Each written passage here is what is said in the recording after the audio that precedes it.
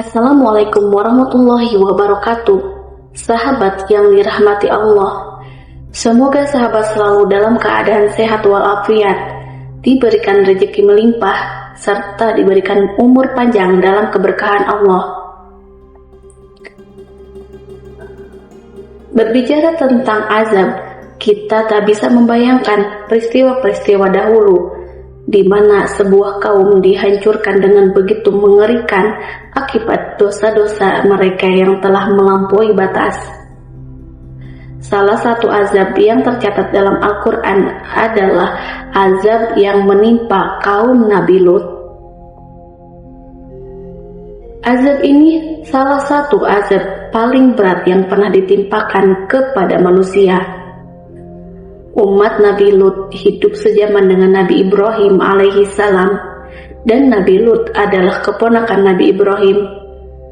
Mereka bermukim di sebuah kota yang disebut Sodom, yang kemudian hilang tanpa jejak.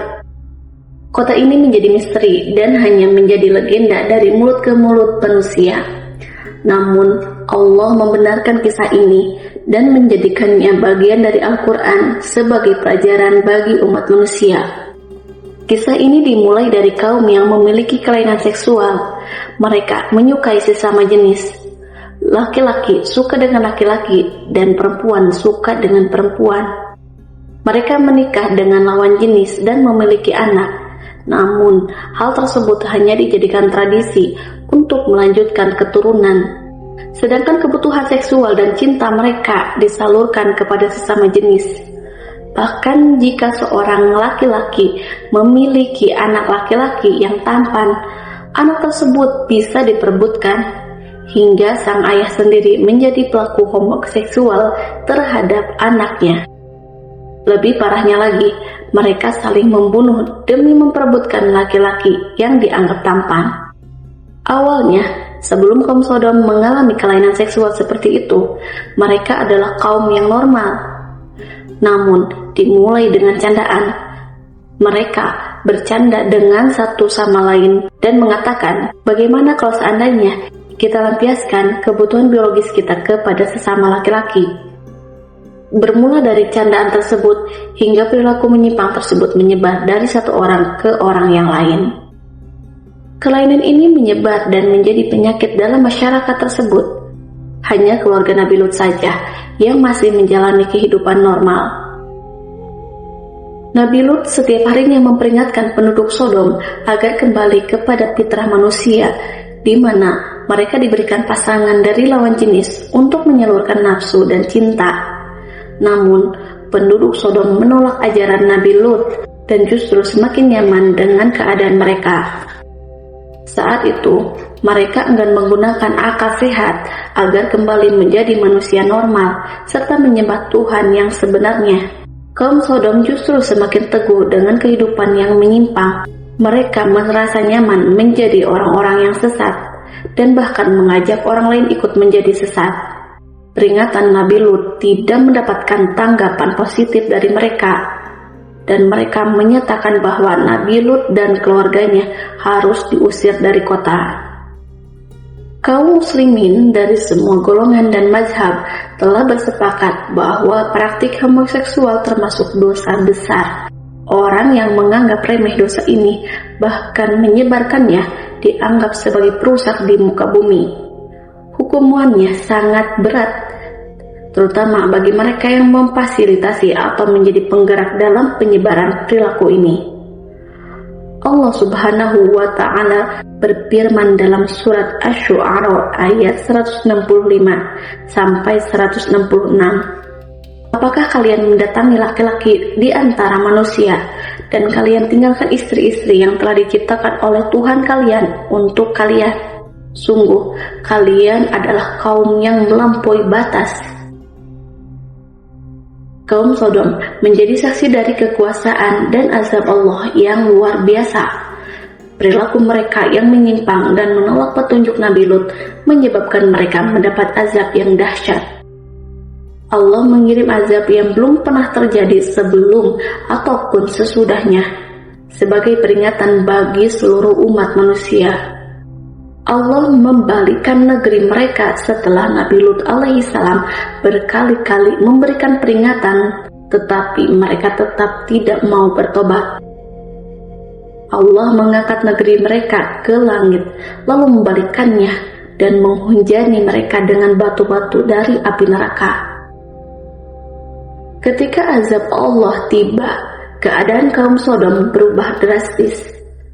Azab ini diabadikan dalam Al-Quran Surat Al-A'raf ayat 84. Kami hujani mereka dengan hujan batu. Perhatikanlah bagaimana kesudahan para pendurhaka. Hujan batu yang terbakar itu menghancurkan segala yang ada di Sodom. Dalam surat Hud ayat 82-83 Allah menjelaskan, maka ketika keputusan kami datang, kami menjungkir balikan negeri kaum Lut, dan kami hujani mereka bertubi-tubi dengan batu dari tanah yang terbakar yang diberi tanda oleh Tuhanmu, dan siksaan itu tidaklah jauh dari orang yang zalim. Beberapa ilmuwan muslim menemukan bukti di wilayah Yordania dekat Laut Mati, di mana terdapat gunung yang terbalik. Bagian atas gunung tertanam di bawah, sementara bagian bawahnya berada di atas. Hal ini diyakini sebagai bukti kehancuran kaum Lut sesuai dengan yang diceritakan dalam Al-Quran. Penelitian ilmiah yang dilakukan terhadap lokasi kejadian azab kaum Sodom dan memberikan pemahaman yang lebih dalam tentang peristiwa tersebut. Kota Sodom terletak di dekat Laut Mati. Berdasarkan penelitian dan penemuan arkeologis, lokasi kota Sodom diyakini berada di sebelah timur Sungai Yordan, yang kini dikenal sebagai Yordania. Bukti arkeologis dan geografis menunjukkan bahwa Sodom dan Gomora ditemukan di Bab Edra dan Numaira, yang berada di dekat ujung utara Laut Mati. Bukti arkeologi tentang Tal el-Hammam yang dianggap sebagai kandidat terkuat untuk lokasi Sodom karena adanya bukti kebakaran yang intens di pondasi dan lantai dengan pecahan tembikar yang terbakar. Suhu kehancuran diperkirakan melebihi 2000 Fahrenheit, menunjukkan adanya penghancuran yang bersifat katastrofik, dan terdapat pola ledakan melingkar selebar 8 mil yang terlihat melalui citra satelit Google Earth. Arkeologi asal Inggris bernama Graham Harris dan timnya menemukan banyak lapisan lahar dan batu basal, bukti pernah terjadinya letusan gunung Merapi dan gempa yang sangat luar biasa di kota Sodom. Temuan ini diperkuat oleh peneliti dari Jerman bernama Werner Keller yang menyebutkan bahwa di lembah Sodom terjadi gempa bumi dahsyat di tepi gunung Taurus yang memanjang sampai gunung Arabia ke Teluk Aqaba. Werner dan timnya memprediksi kalau kota Sodom masuk ke dalam jurang yang sangat dalam, diikuti dengan letusan petir, gas alam, dan munculnya lautan api yang sangat luas. Arkeolog telah menemukan bukti-bukti kejadian yang menghasilkan suhu tinggi di reruntuhan bangunan bata lumpur el-Hammam, seperti potongan tembikar yang meleleh di luar tapi tidak terkena di dalam. Para peneliti menyimpulkan bahwa perang, kebakaran, letusan gunung berapi, atau gempa tidak mungkin menjadi penyebabnya, karena peristiwa ini tidak mungkin menghasilkan panas yang cukup kuat untuk menyebabkan pelelehan seperti di lokasi tersebut. Mereka menduga ledakan tersebut disebabkan oleh sebuah batu ruang angkasa.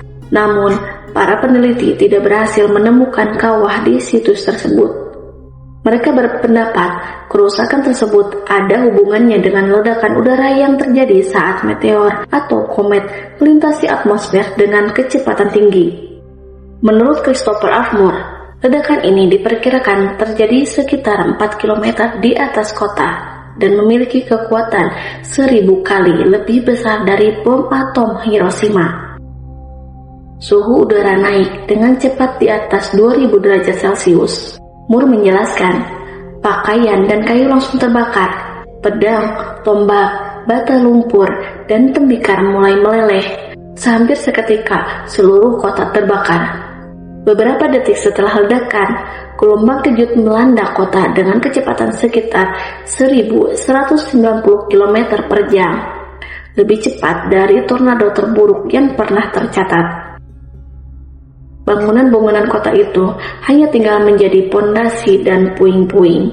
Tak ada satupun dari 8.000 orang atau hewan di dalam kota yang selamat. Para peneliti juga menemukan bukti lain, seperti logam yang meleleh dan pecahan mineral yang tidak biasa di reruntuhan kota tersebut. Arkeolog juga menemukan tingkat garam yang tinggi di lapisan penghancuran, yang mungkin disebabkan oleh ledakan terhadap laut mati atau pantainya. Ledakan itu bisa menyebar garam ke area luas, mungkin menciptakan tanah yang asam hingga mencegah tanaman tumbuh dan mengakibatkan kota-kota di sepanjang lembah Yordania ditinggalkan selama berabad-abad. Imam Al-Ghazali menyebutkan bahwa rahmat dan keadilan Allah selalu seimbang. Jika suatu kaum rusak dan tidak ada lagi kebaikan, kehancuran bisa menjadi bentuk kasih sayang Allah agar keburukan tidak menyebar lebih luas lagi. Para ulama menegaskan bahwa kehancuran adalah bentuk keadilan Allah, bukan sekedar hukuman, tetapi juga sebagai pelajaran bagi umat manusia. Wallahu a'lam bishawab.